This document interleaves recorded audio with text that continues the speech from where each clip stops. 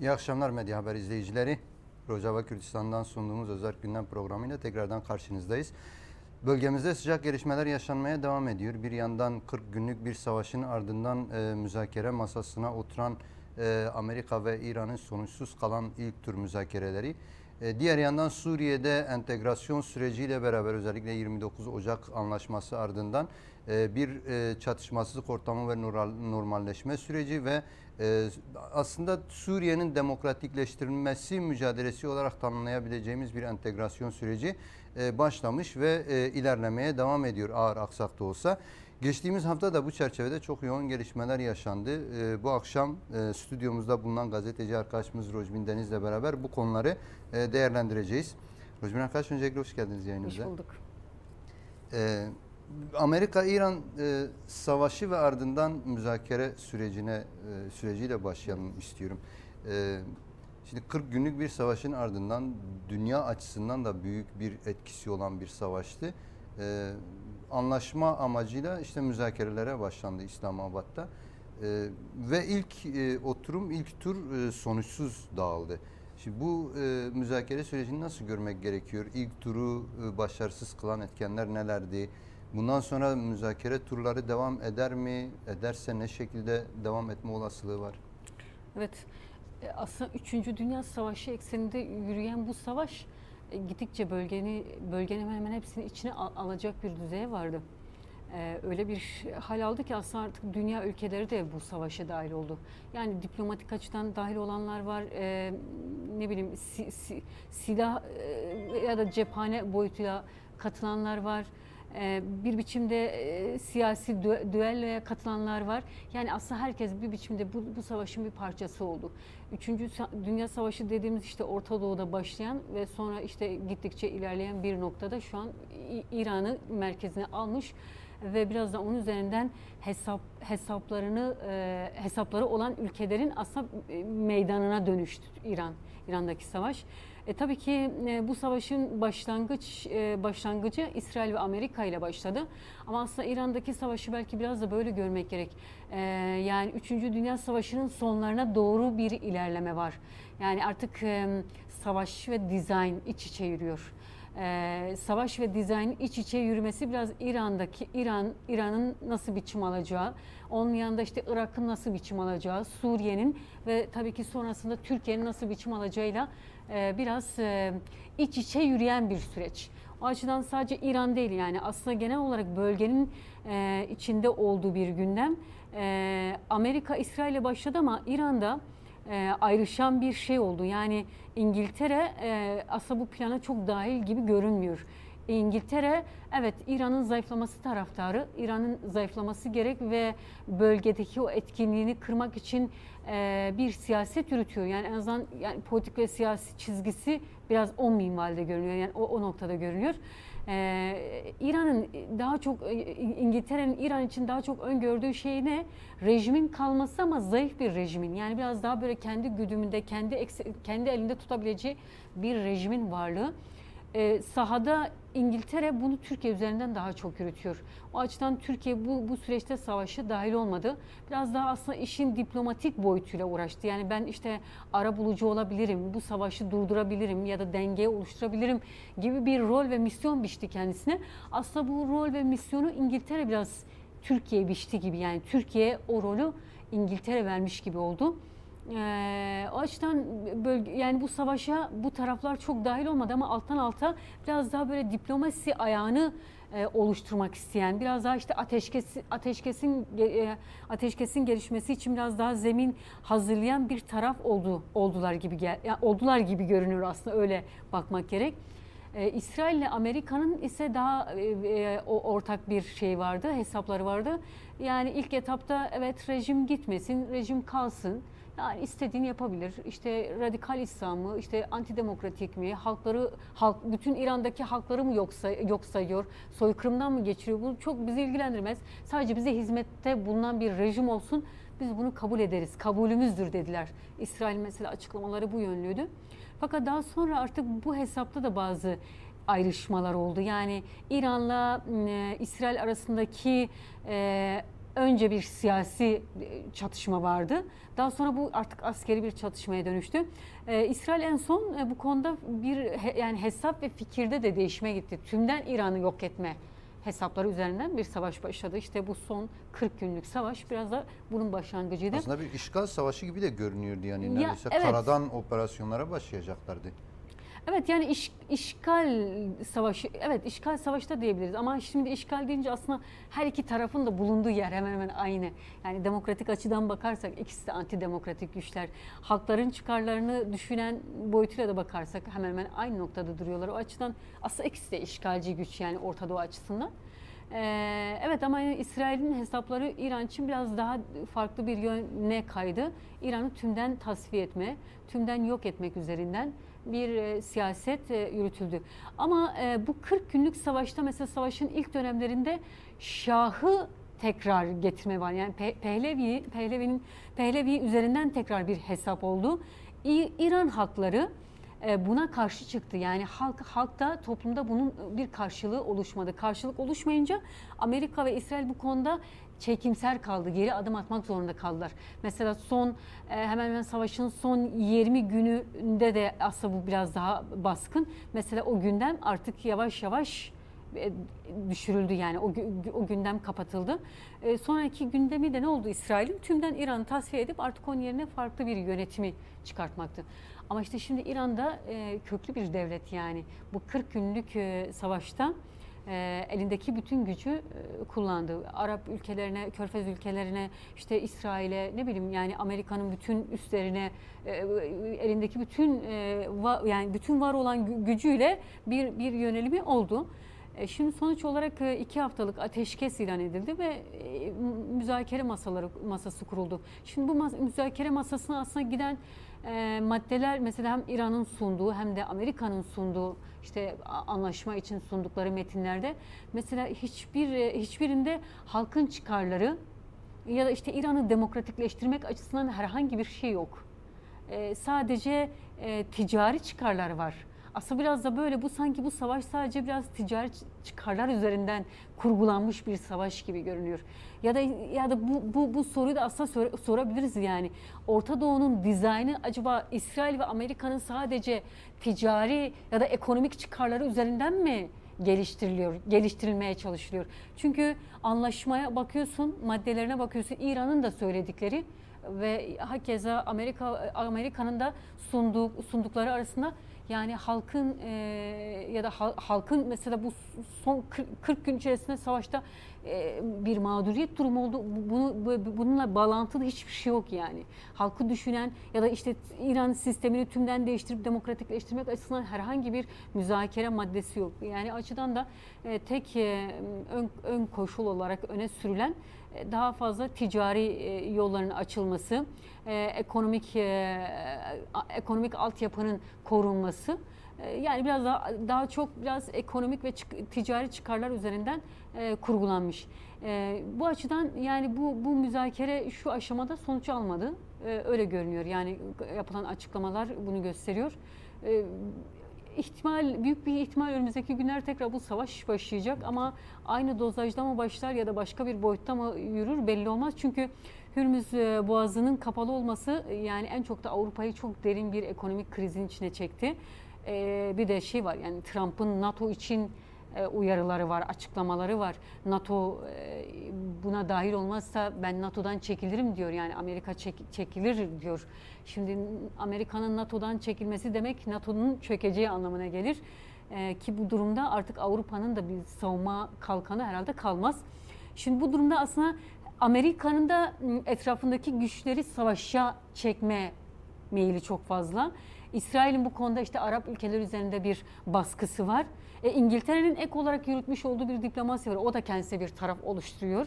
İran da başka bir biçimde diplomatik ilişkileri bu süreçte yoğunlaştırdı. O da işte Rusya, Çin, Japonya üzerinden bir kamuoyu oluşturuyor. Bir de tabii ki Orta Doğu'da bir de şu an boyutu var. Ulus devletlerin medyası üzerinden dillendirilen bir şey var. Tarafsızlık var. Tarafsızlık daha çok yansıyor. Biraz daha işte dengeleri gözeten bir yaklaşım var.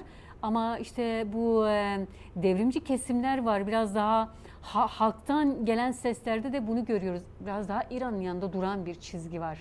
Biraz daha İran'ı destekleyen bir dil öne çıkıyor. Özellikle Orta Doğu ülkeler açısından bu daha çok öne çıkıyor.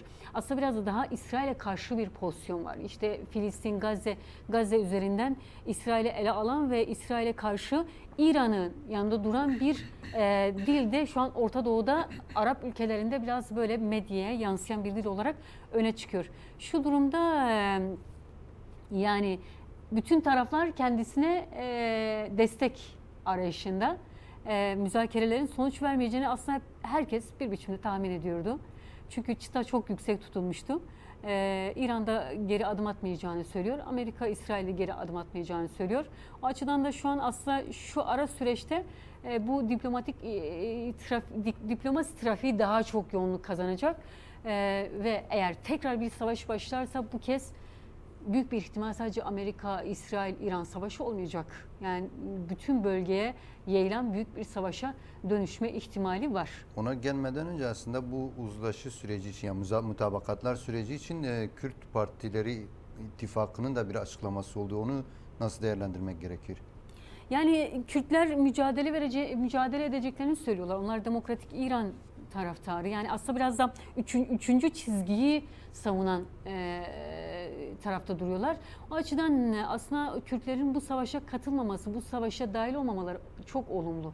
Yani Kürtler açısından çok olumlu bir durum yarattı. Yani en azından hem siyasi olarak hem askeri olarak pozisyonlarını daha iyi koruyan bir durum yarattı. Çünkü var olan savaşa Kürtlerin dahil olması demek en başından bütün silahların Kürtlere döneceği ya da bütün savaşın Kürtlerin merkezine alacağı bir duruma evrilmesi yüksek bir ihtimaldi. Kürtler bu oyuna gelmedi. Tabii ki Kürtlerin yaşamış oldukları vardı. Bir de 3. Dünya Savaşı diyoruz. Bu 3. Dünya Savaşı'nın en başından beri Kürtler vardı. İçindeydiler, merkezindeydiler. Hem askeri boyutta içindeydiler, hem siyasi olarak hem diplomatik olarak içindeydiler. Ve bu savaşla birlikte bence Kürtler bölgeyi daha iyi tanıdı. Bölge siyasetine daha fazla hakim oldu ve aynı zamanda işte bu kendisini hegemon güç olarak ilan eden despotik güçlerin çıkarlarını da daha iyi çözümledi. O açıdan pozisyonlarını da ona göre aldılar. Bir de tabii ki Rojava tecrübesi de Kürtler için çok önemliydi. Öncesi tabii 2017 vardı. İşte bu referandum süreci, bağımsız Kürdistan üzerinden bir yapılacak referandum süreci vardı. Mesela orada Amerika ne yaptı? Amerika Kürtlerin yanında durmadı yani. O kadar işte ben Kürtleri korurum, Kürtlerin yanında dururum, Başur Kürdistan'ı yani değil mi? Hepimiz biliyoruz çok önemseyen bir tablo çizdiler. Herkes de öyle biliyordu. Ama mesela 2014'te Kürtlere sırtlarını verdiler. Kürtlere karşı İran, Irak ve Türkiye'nin yanında durdu Amerika. Ve yine aynı süreçlerde Kerkük'ü, işte Haneki'ni, Musul'u, Şengal hattının hepsini şu an işte terörist olarak gördü Haçlı Şabi'ye verdi. Ve sonra da ne yaptılar? Dediler ki Kürtlere, dediler ya işte aslında zamanı değildi. Zamanı geldiğinde biz mutlaka sizi destekleyeceğiz. Yani mutlaka işte bir devlet vaadi vererek sizi mutlaka bu konuda destekleyeceğiz ve bir devlet kuracağız size. Bunun vaatlerini verdiler ve böylelikle Kürtlerin o tepkilerini yatıştırdılar. Şimdi Rojava'da da aynı şey oldu aslında. İşte 6 Ocak ayında olan savaşta yani Amerika'nın aslında Kürtlere bir ihaneti vardı yani. Kürtlere karşı kaç yıldır uzun bir süre yani diyelim işte 14 yıllık bir süre zarfında yürütmüş oldukları politikaya ters bir şey yaptılar. Aslında dışarıya yansıtmış oldukları politikanın esasını uyguladılar desek belki daha doğru olur. Çünkü aslında Amerika oydu yani. Belki Kürtler biraz daha iyimser yaklaşmışlardı. Oydu belki Kürtleri etkileyen nokta. Ama Amerika Kürt politikasında yine yapacağını yaptı. Yani zaten en başından beri Amerika'nın İngiltere ile ortak bir siyaseti var. Kürtler, evet Kürtler varlık kazanabilir. Ama sadece orada sınırlı kalacak. Daha fazlasına gidemez yani. Statüye Siyasi irade kazanamaz. Bir statü sahibi olamaz. Varlığını bölgede etkin bir güce dönüştüremez. Bu her zaman önü kesilen bir durum yarattı yani. O açıdan Amerika'nın politikası İngiltere'nin politikasından çok kopuk değil. İşte Münih konferansı da aslında biraz Rojava'nın tepkilerini yatıştırmak üzerinden gelişen bir davetti. Evet. Onu sonraki süreçlerde insan daha iyi de anlıyor.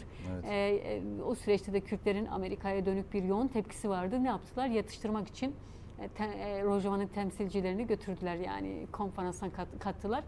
Yani aslında Amerika'nın o politikasını ve siyasetini artık Kürtler okudu. Rojava'da bu tecrübe üzerinden bir siyasi oluşum, yani bir ittifak gelişti. O açıdan bence şu anki durumda Kürtler olumlu bir çizgide duruyorlar. En azından bu kirli savaşın içinde ya da ortağı olmadılar. Bu çok önemli. En başından beri de talepleri oydu. Demokratik bir İran. Çünkü İran yeni bir kültüre sahip ve içinde çok zengin inanç kültürlere sahip. Yani bu varlığa, bu bütünlüğe, bu zenginliğe sahip çıkmak gerek. Kürtler bunun farkında. Şimdi bunu yok etmek Orta Doğu için tabii ki çok büyük bir kayıp olur. Ama tabii ki İran'ın var olan sistemi üzerinden de bunu yürütemezsin. Yani şimdi bunu söyleyince İran'da destekliyoruz anlamda değil. Ama İran'ın demokratikleşmesi için Kürtler en başından beri hep böyle bu tepkilerini dillendirdiler. Evet. Yani bir savaş çıkarsa herhalde Kürtleri de bir biçimde artık içine alacaktır yani. Özellikle hani savaşın yayılması açısından az önce belirttiniz, ben o konuya dönmek istiyorum tekrardan. Yani savaş tekrardan gelişirse nasıl bir Orta Doğu bizi bekliyor? Özellikle şu anda bile yani mesela İsrail-Türkiye arasındaki açıklamalar gerginliği artıran düzeyde. Suriye, Lübnan arasında gerginliği artıran açıklamalar var.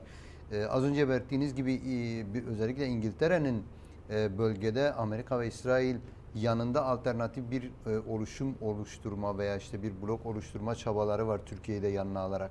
Şimdi yeni bir savaş süreci başlarsa, eğer müzakereler başarılı olmazsa bölge nasıl bir yüze bürünebilir?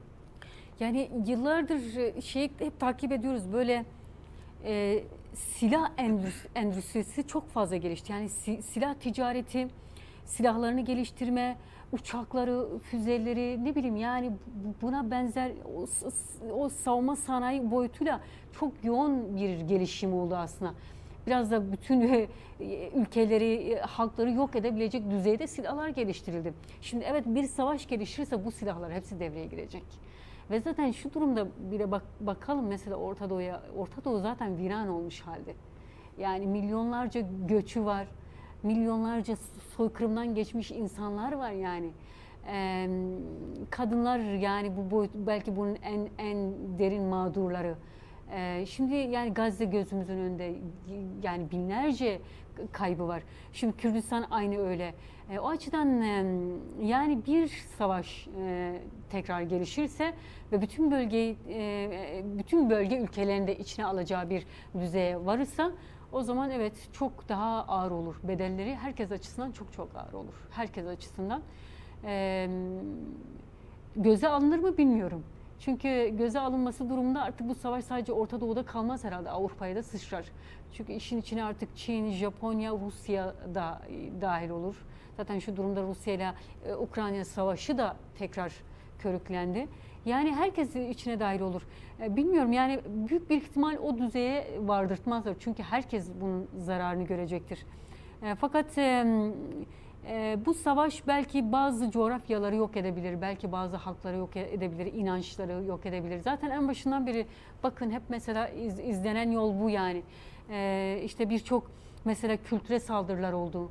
Birçok inanca saldırılar oldu. Bazı mesela küçük halk toplulukları, inanç toplulukları ortadan yok edilmeye çalışıldı. Yani bu dizaynı bunun üzerinden de gerçekleştirmek isteyebilirler. Hesaplar bunun üzerinden de kurulmuş olabilir. Çünkü herkes biraz daha pay alma derdinde yani. Ben coğrafik olarak daha fazla nasıl pay sahibi olurum, ne kadar daha geliştiririm, genişlerim üzerinden bir hesap var. Mesela işte İsrail'in mesela hesaplarında ne var? Filistin'i almak, Suriye'yi almak zaten alıyor. Ve işte güneye kadar, Başır Kürdistan'a kadar uzanmak. Lübnan'ı alabilmek. Lübnan'ı alabilmek, Ürdün'ü alabilmek. Zaten onun haritası, geniş büyük haritası var. Şimdi Arap ülkelerinin yine hakeza öyle hesapları var. İşte Suudi Arabistan'ın yine Yemen'e doğru uzanan hesapları var.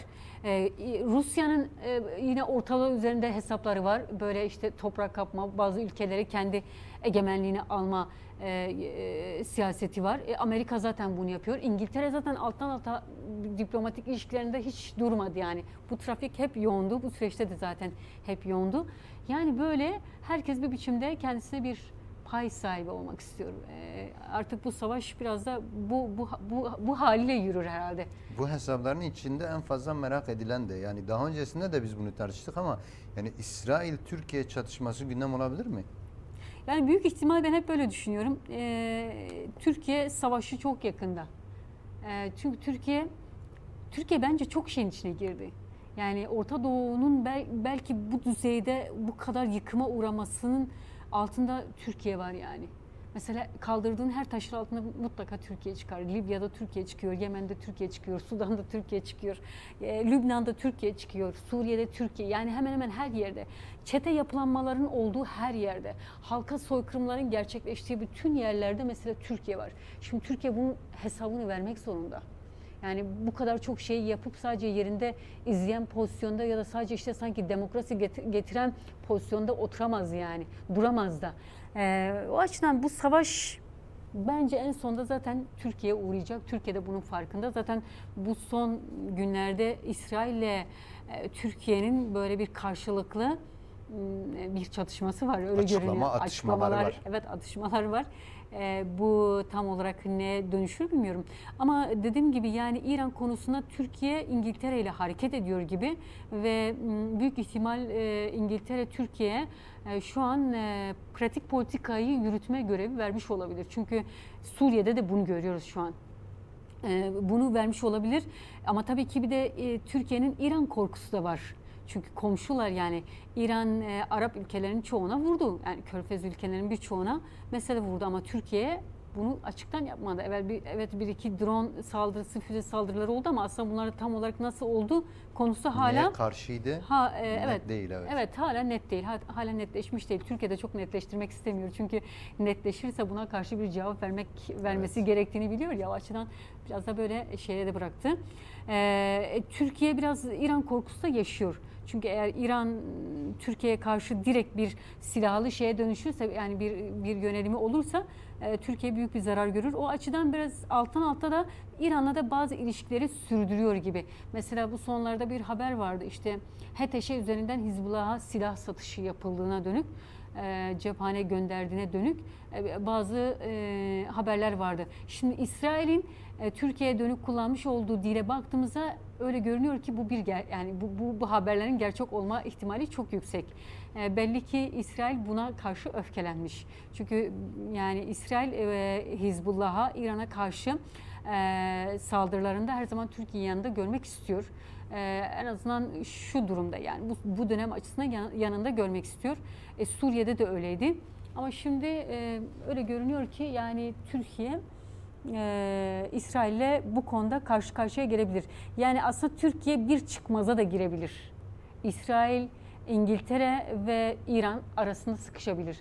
Bir de şimdi artık herkese sunuyorlar. Tarafını tut. Hangi tarafta duruyorsun? Evet, netleşmelerini istiyorlar. Evet, tarafını tutuyorlar. Şimdi bu durumda artık Türkiye'de herhalde artık en son o şeye gelecek. Aşamaya gelecek, artık tarafını belirlemek zorunda. Şimdi tutacağı her taraf boyutuyla da yine savaşa dahil oluyor Türkiye açıdan. Türkiye büyük bir Çatışmanın savaş merkezine bence girme bekliyor. ihtimali var yani. Evet tabii ki ama önünü alma ihtimali de var. Yani Türkiye önünü alabilir bu savaşın. Mesela şu an Türkiye'de yürüyen bir süreç var. Barış ve Demokratik Toplum projesiyle mesela Reberapo bir süreç başlattı.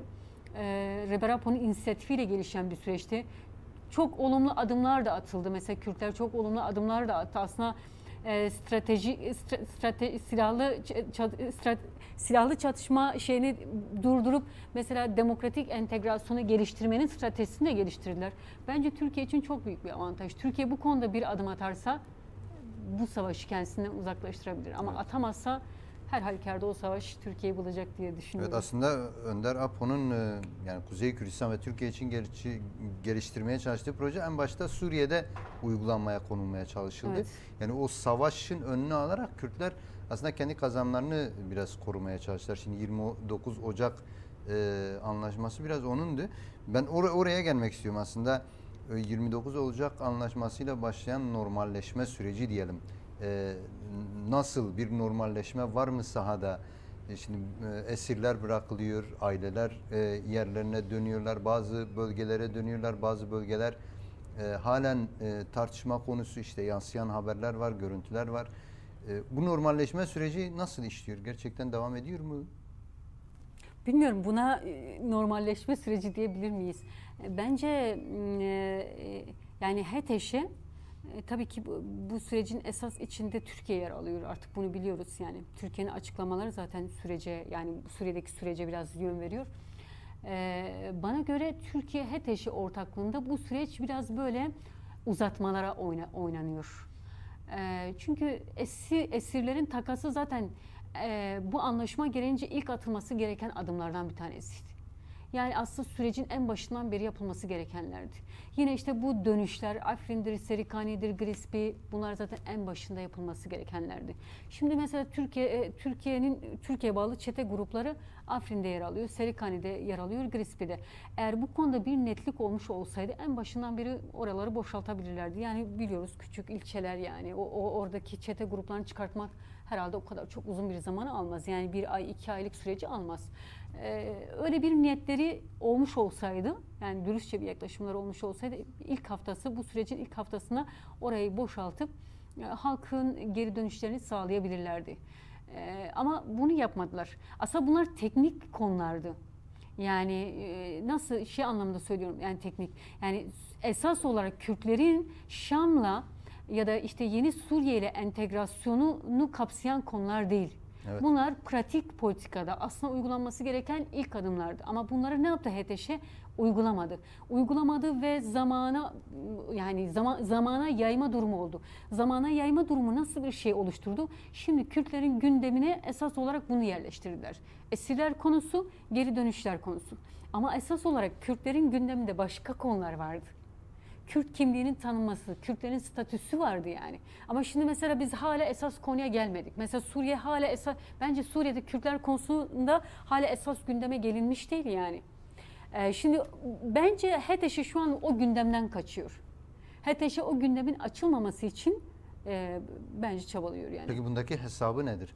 Çünkü evet, o gündem açılırsa mecbur artık bazı adımlar atmak zorunda. Şimdi Kürtlerin statü sahibi olabilmesi için bir kere savunma konusunda bir entegrasyonun gelişmesi gerekiyordu. Evet, bu konuda belli adımlar atıldı. Fakat hangi konuda tıkandı? YPJ konusunda tıkandı. Bir de sayı noktasında tıkanmalar var. Şu an masada mesela bu konular tartışılıyor. Bu hala tam bir netliğe kavuşmuş değil. Belki yani iyi niyetlice atılmış bazı adımlar var. Bunu olumlu görebiliriz. İkinci nokta ne mesela? İdari boyutu. Bunun idari boyutu işte valilikti. Evet, valilik atandı. Şimdi valiliğe bağlı müdüriyetler olacak. Ama şimdi bu gündem altında mesela işte esirler konusu, geri dönüşler konusu, yine işte bazı bölgelerde işte özellikle Kubani mesela hala kuşatma altında, Çelebiye'de mesela bazı çatışma ortamları yarattılar. Bu gündemler altında neler yapıldı? Kendilerince atamalar yaptılar. İşte farklı gündemler, esas gündemden biraz Kürtleri esas gündemden biraz uzaklaştırıp alttan alta da bu müdüriyetlere atamalar yapıyorlar. Ya da kendi belirledikleri isimleri koymak istiyorlar. Çünkü bir biçimde tekrar Kürtlerden bu bölgeleri almak istiyorlar. Hesap bunun üzerine kurulu. Ama bir de diğer bir entegrasyonun diğer bir boyutu var. En önemli olanı siyasi adımlarıydı. Mesela şimdi bir anayasal çerçevesi yok bunun. Giuliani tarafından çıkarılmış bazı kararnamelerle bu süreç yürüyor. Ama bu kararnamelerin anayasaya yansıması nasıl olacak hala bilmiyoruz. Hala anayasa komisyonu için bir hazırlık yok. Kürtler bu komisyonda yer alacak mı, almayacak mı daha belirsiz. Kürtler Şam'da var mı, yok mu, hala yoklar yani. Bu oluşacak hükümette Kürtler olacak mı, olmayacak mı daha belirsiz. Mecliste Kürtler nasıl rol alacak daha belirsiz yani. Şimdi bunlar belirsizliğini koruyunca ne oluyor? Bu anlaşmanın da ayakları havada kalıyor. Yani doğal olarak bir kaygı var yani. Bu ne kadar uygulanacak? Entegrasyon ne kadar sağlıklı yürüyecek?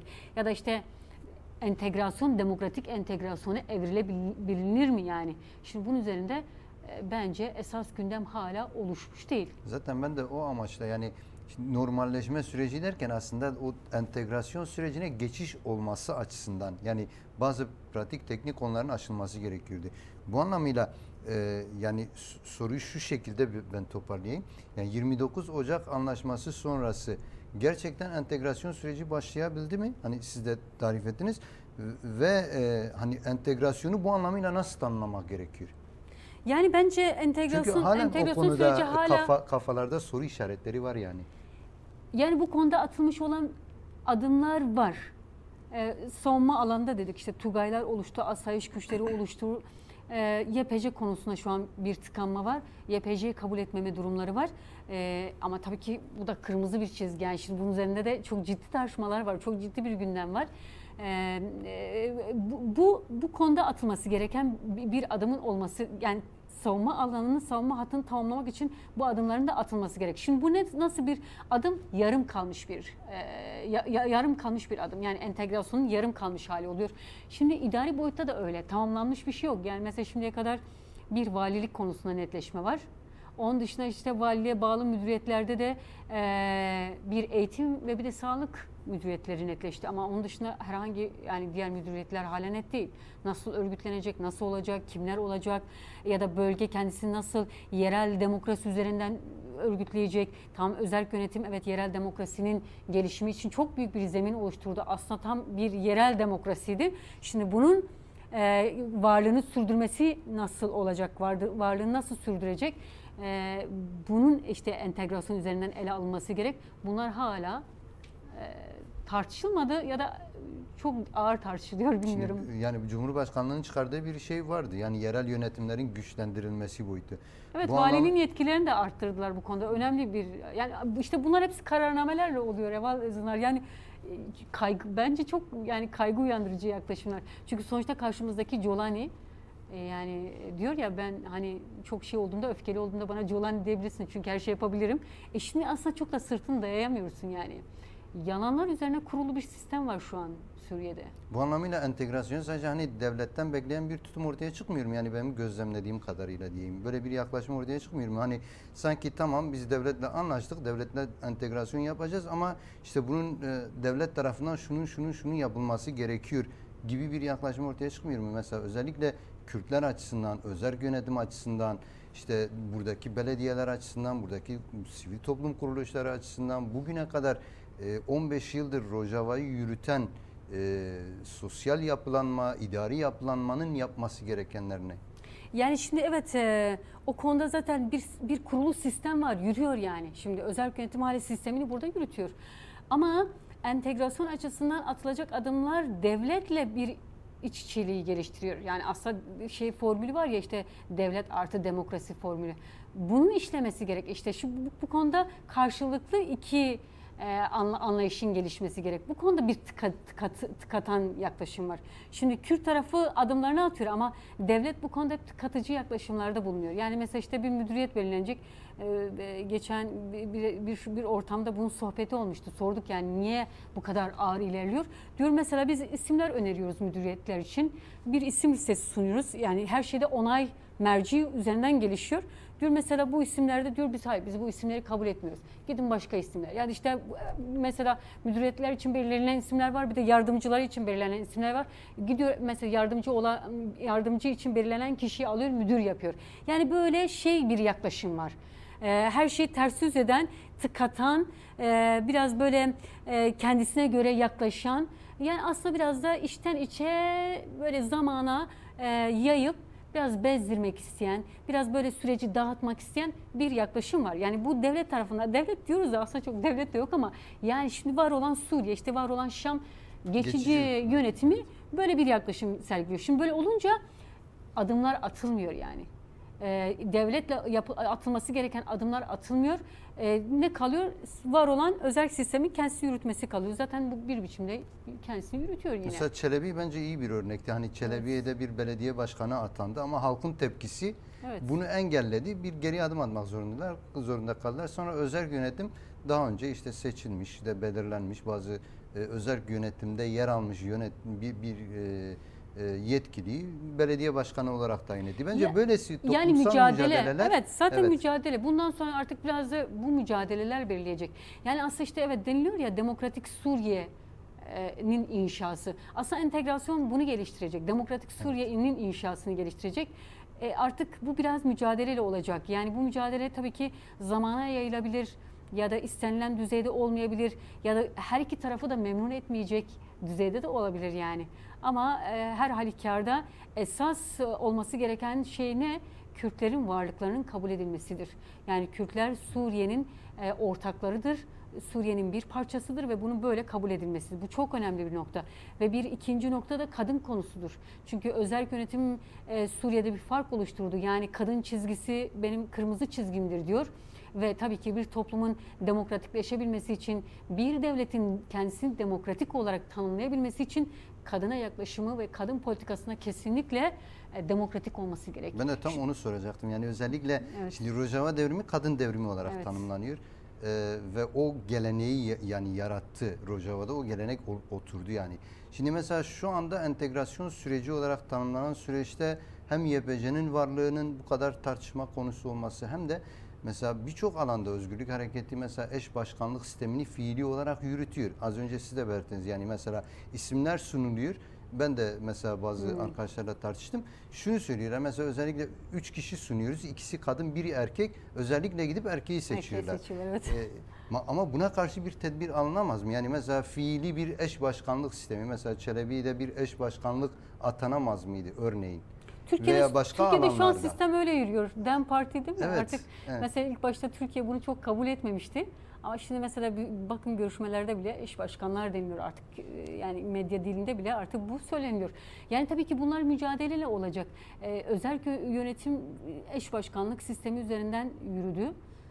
Ve bundan sonrası da bu haliyle yürüyecek. Ama belki formüle etme biçiminde ya da belki isimlendirme konusunda değişimler olabilir. Ama anlayışta ve yaklaşımda bu korunur. Zaten aslında bunun korunması Suriye'yi de demokratikleştirecektir. Çünkü Suriye belki bu haliyle Orta Doğu'da bir fark da oluşturabilir. Aslında gerçekten Suriye'nin Rojava'yı yaratmış olduklarıyla kabul etmesi Suriye'yi bölge içerisine çok farklı bir noktaya da getirecektir. Özellikle kadına yaklaşım boyutuyla. Çünkü yani Suriye'de içinde, şu anki Suriye içinde ve bütün bölge ülkelerinde de kadına ve kadın politikalarında çok yani aşağıda olan bir pozisyondalar, durumdalar. O açıdan şu an mesela Suriye'de kadına yaklaşım üzerinden bir demokratikleştirmeyi geliştirmek mümkün. Bence bu mücadeleyle olabilecek bir durum ve bunun mücadelesi şu an veriliyor. Yapılan görüşmelerde de, sahada da, meydanlarda da kadınların ifade ettiklerinden okuduklarımız böyle. Yani bunun zemini şu an çok güçlü. Yani kadın mücadelesi bundan sonra nasıl bir strateji izleyecek özellikle entegrasyon sürecinde? Çok merak edilen bir konuda. Yani kadınlar evet bu şu an Şam'da bulunan erkeklerle anlaşma konusunda zorlanıyorlar. Yani bizim en azından gördüklerimiz, duyduklarımız böyle zorlanıyorlar. Çünkü bunlar DAEŞ yapılanmaları, yani DAEŞ artıkları ve kadınlar bunlara karşı savaştı. Tabii kadınlar sadece DAEŞ'e karşı savaşmadı, aynı zamanda erkek zihniyetine karşı savaştı. Baas rejimine karşı savaştılar. Şimdi bu kadar savaşı yürüttüğün bir güçle oturup ittifak kurmak tabii ki büyük bir yürek de ister aslında. Güçlü bir mücadele çizgisi ister. Kadınlar bunun için de hazır olduklarını söylüyorlar. Yani bu saatten sonra demokratik siyaset alanında da bu mücadeleyi yürüteceklerinin iddiasını gösteriyorlar. Yani evet, erkekleri değiştirip dönüştürebilirler kadınlar. Değişim dönüşümle bu mümkün olabilir. Ve kadınlar bu saatten sonra da belki böyle artık varlık bulabilir. Değişim dönüşümü gerçekleştirerek ve Suriye ile başlanabilir. Aslında sadece Suriye ile başlanır diyoruz ama Türkiye ile, işte Irak'la, İran'la da bu olur. Zaten bence bu konuda da çok önemli kazanımları var kadınların. Tabii ki bir de anayasa içerisinde yer almaları önemli kadınların. Yani var olan Suriye devleti içerisinde kadınların da bir yani hem rol alması hem Suriye'nin demokratikleşmesinde yani inşasında yer almaları çok önemli. O açıdan kadınların mücadelesinin bir boyutu da aslında bu yönde olacaktır. Tabii o konusu çok önemli. Yani erkeklere karşı mücadeleyi her sahada verebilmek çok önemli. Kadınlar silahlı mücadelede bunu başardılar. Şimdi demokratik siyaset alanında da bu konuda atılmış olan önemli adımlar var. Belki Suriye'de değil ama Suriye açısından da bunun zeminleri oluşabilir. Yani oluşmaya bence açık. Evet. Bize ayrılan sürenin sonuna geldik. Rojbin Deniz arkadaş, programımıza katıldığınız için çok teşekkür ederiz. Ben teşekkür ediyorum. Medya Haber izleyicileri, bu haftaki programımızın sonuna geldik. Önümüzdeki haftaya tekrardan buluşmak umuduyla hepinize iyi akşamlar.